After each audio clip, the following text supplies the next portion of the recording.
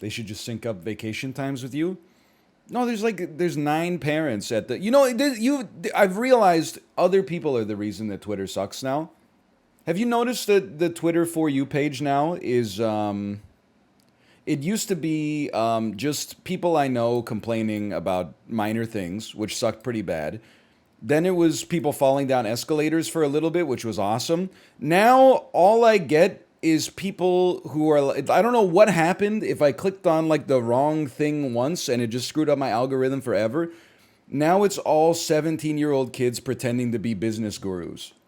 Like I got a tweet yesterday that was like, if you really want to be an admirable man, you need to make some changes in your life. Replace alcohol with water. Replace excuses with action. And I was like, what the hell are you talking about?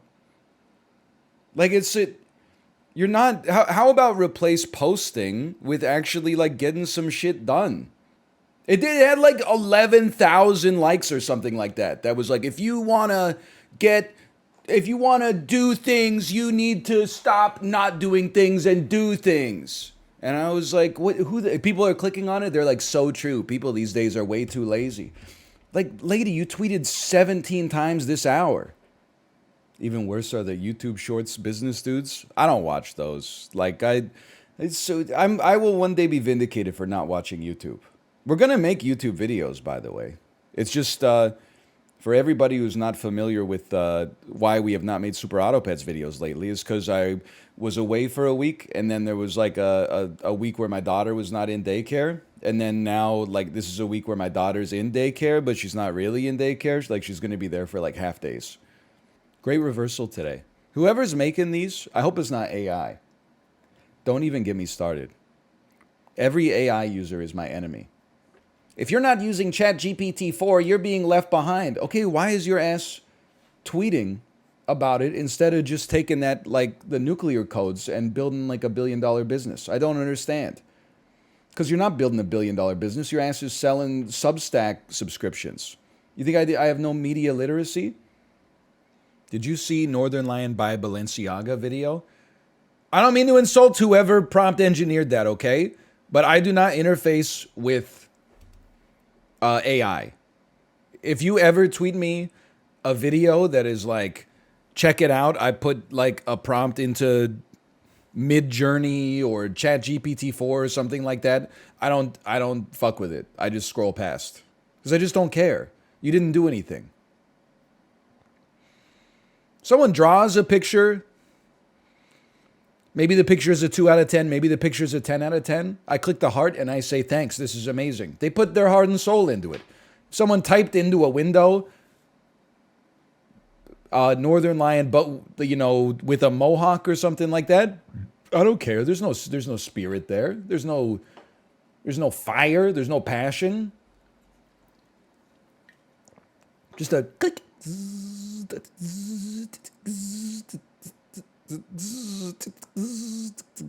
I don't want that. It's not about the effort, it's about the result. I couldn't disagree more. I'm not anti-AI necessarily. Like if it helps make my customer service experience when Air Canada loses my bags a little bit smoother, that's okay by me. I just like there's already enough like horrendous art on the internet that has like real people behind it. The force multiplier there's going to be like 10,000 times the volume of shitty art produced daily now. I just don't need to see it. Wow, that's me if I was wearing a long leather coat. Come on, man. Like we got real problems. We got shit to do. I can just use my imagination. I'm not anti-AI. I'm anti the people who are so pro AI and it's not even like I'm coming from second principles, which I'm admitting is not fair. But when you sign on to Twitter and every single day is just a bunch of people who are like, I exited Stripe as employee number 75 and now like my whole life is just tweeting about how good ChatGPT 4 is, you would be annoyed as well. You would be skeptical. I'm sure that, we're at the ground floor, but at the same time, I look at it almost like, in the early 20th century, people just like baked bread and everyone was like, holy shit, this bread is so good. and then like they started making bread in enormous factories with bleached flour and preservatives and uniform loaves, and the bread tasted like shit, but you could sell it for like 3 cents a loaf and it never went bad. And an entire generation was like, look at how much bread we're making. Look at how much bread we're making. And then finally, in like the last 15, 20 years, people are like, I don't want that bread anymore. I want the bread where I'm willing to pay a little bit more for the baker who's been doing it for 40 years and his forearms look like Stanley Tucci's. And then the bread has it has a uniqueness. You know, every loaf is a little bit different. It's got a different ear to it. It's the air bubbles don't pop up in exactly the same way. That's how I feel about AI right now. Which is, for like a couple of weeks, I was like amazed that robots could make pictures. And now I'm like sick of it. I'm like, I don't want this picture from a robot. I want an imperfect picture from someone who it has like meaning behind it. They have like they have an impetus apart from just making it. Like the impetus is like they felt something and they wanted to create an actual effect on the world instead of just like, wouldn't it be funny if Samuel L. Jackson was the commander of the USS Enterprise? Like, I care less about the results of the AI and more about the fact that I would rather have a human being make it, even if like the picture, quote unquote, looks worse. All right, now boot up Darkest Dungeon 2. Okay. Also, I think if you, I'm not anti-AI. I'm invested in the S&P 500. I have to be at least a little pro-AI because this is what every company's pivoting to.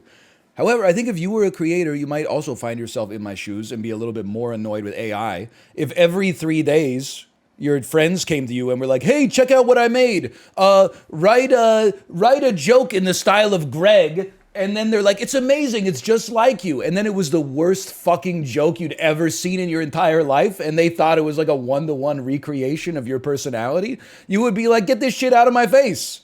This robot fucking sucks and it's humorless. Wow, dude, I asked NL ChatGPT to write a grocery anecdote as if I was NL, and it wrote, I was at the grocery store and I bought oranges. What came first, the color orange or the name orange? I don't know. Anyway, I was at the grocery store. You would be pissed off too, okay? I'm not saying I'm not biased. I'm merely saying, well, I'm saying I'm biased, but I'm also saying I can't deny my biases. Also, like, I don't know if you guys are seeing, it's so loud. And again, it's another Twitter mention. Darkest Dungeon 2 came out. ... based. Wait, Darkest Dungeon 2. They made I heard just when I thought the dungeon couldn't get any darker, you go and do something like this. But every thread on Twitter now has some idiot blue check replying and adding this account called Bob Will Explain. And it's like an AI account that explains the context for like the joke or whatever the original tweet was. And like 90% of the time, it's literally just wrong, which is very funny. But at the same time, it's like, it's so irritating. It'll be like, hey, Bob Will Explain. Can you explain this? Yes, they're saying, how is it possible? This teacher should not be allowed to teach her class because her ass is too fat. And I'm like, what is this? This thing is not good. It's in the AI dead zone where it's not like bad funny and it's not good impressive. Context.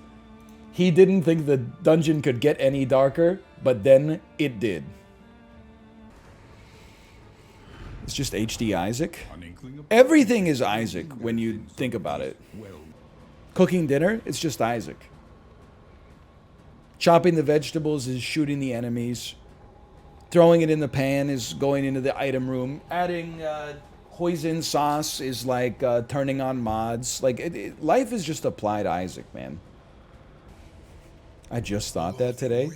I mean, my life changed for me once I started to think about life exclusively as if it was Isaac. Like that venture capitalist on Twitter who set an alarm 4 times a day to put him in the mindset he needed to be in at that time of day to be most productive. 5 a.m., morning ninja.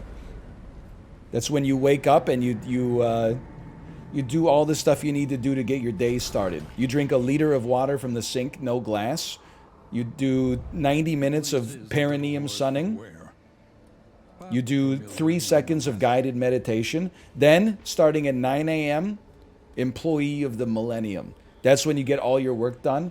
6 p.m., your alarm goes off. Remember, you have a family. That's the one where you're like, hey, I'm going to take my kids to the park. Hey, I'm going to tell my wife I love her and help out with chores around the house.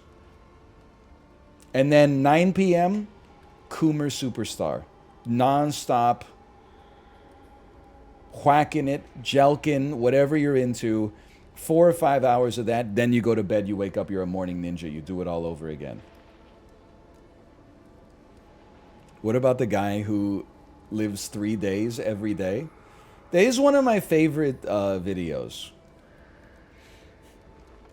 The guy who says like, oh, like my 9 a.m. to 2 p.m., that's one day for me. So I like finish that day, then I start another day, 2 to 9 p.m., that's one more day. Then 9 p.m. to 2 a.m., that's my third day. So at the end, think of this. After one day, I'm ahead of you. After 7 days, I'm destroying you. After a year, I've crushed you. And after 10 years, you're not even in my rearview mirror anymore. My days are 6 hours. And some days I just screw off. Some days are Netflix and chill. You do nothing. Okay, so 6 hours. 6 hours from 6 a.m. to noon. That's a day. And in that day, you get the most love, fun, business, money, whatever you want. Third day, second day, noon to 6 p.m. Same thing. That's another day. And 6 p.m. to midnight. I'm sleeping in some of those days, too. I get 21 days a week. Okay. You stack that up over a year, I'm going to kick your butt in business in life. You stack that up over a decade, I get a bigger, longer life than you. Wow. Because I get time and technology. It's not the same as it was in 1903. It's different now. You should measure your time different. You got a problem with hustle culture? My only problem with hustle culture is the hustle influencers. Like, if your desire in life is to, like, bust your ass, that's fine. But, like, you shouldn't have time to post then. Imagine how much more hustling you could do if you weren't faking being popular on podcasts. And writing, like, insanely long tweet threads about, like, how to be successful. Your ass was actually, like, doing the work. Like, then that's one thing, but I think that's the hustle, yes. I think the hustle is that you project the image of hustling so that other people are like, whoa, this guy seems like he knows what he's talking about. And then they pay for your Substack or your newsletter, and then you don't have to hustle so much anymore. You got other people hustling on your behalf.